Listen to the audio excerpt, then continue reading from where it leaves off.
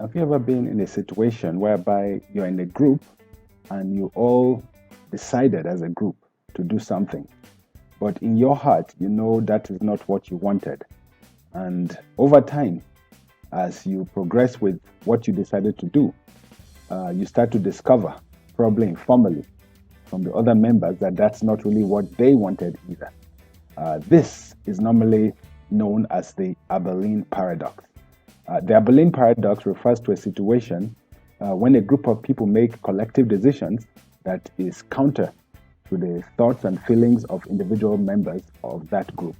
So, in other words, each member in the group don't really agree with that decision, but because of the fear of being perceived as the less intelligent one, as the person who's rocking the boat, or as a killjoy, they decide to agree and go along with the flow.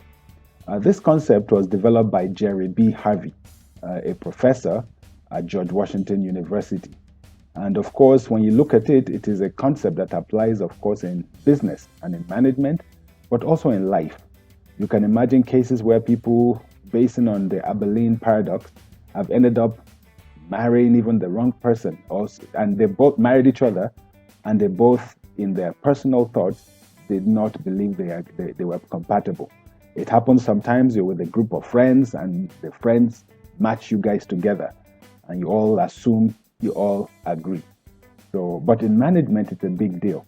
And of course, in the case of management, it is very important because when this takes place, it tells a lot about the organization at the end of the day. It normally occurs because human beings have a natural aversion to going together in a group, basically to always agree with the group, humans have a natural aversion to go with the flow. And it's a part of our nature to conform socially. But of course, so a lot of times, the Abilene paradox tends to lead to the wrong decision. So it is important that people are encouraged. When it comes to observing this, people are encouraged and are made to feel safe in the environment so that they're able to object even when they feel it is wrong. And by one person objecting, you might find that everybody else also decides that actually, I didn't like the idea, but I thought. Of course, so create a safe environment where people can actually say what they need to say. Expect teams to disagree. Teams that agree perfectly, that is a problem. It becomes groupthink.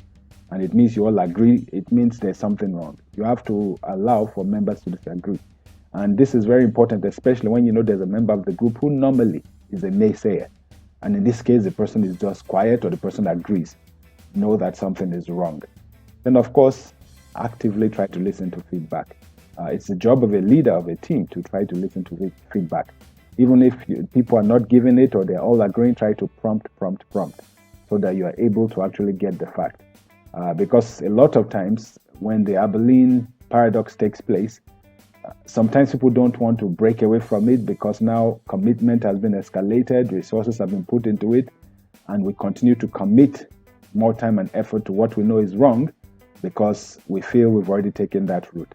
And at the end of the day, the end result is always a bigger disaster.